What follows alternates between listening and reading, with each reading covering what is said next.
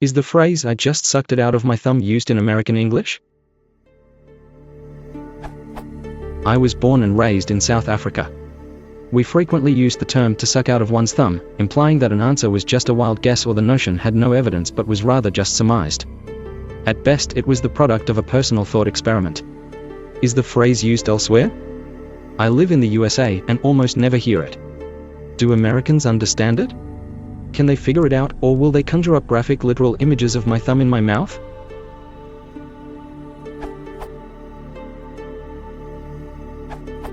We have a vulgar version here in the US, he pulled that answer out of his ass. A more innocuous version is, she pulled that answer out of thin air.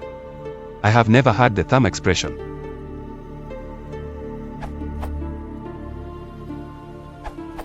That's interesting. This phrase, translated almost word for word, with simply finger instead of more specific thumb, is used in Russian. I wonder whether this fact has something to do with USSR-Africa relations.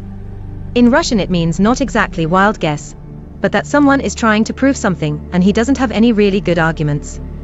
Also, seems that it is used in Hebrew. I don't know Hebrew, but I found this page.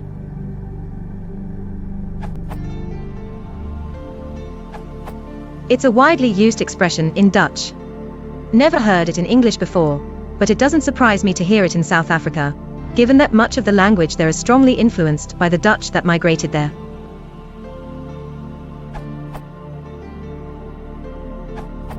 I have not heard this in the US. I did not understand its meaning until you explained it. I might say, he is talking through his hat, however.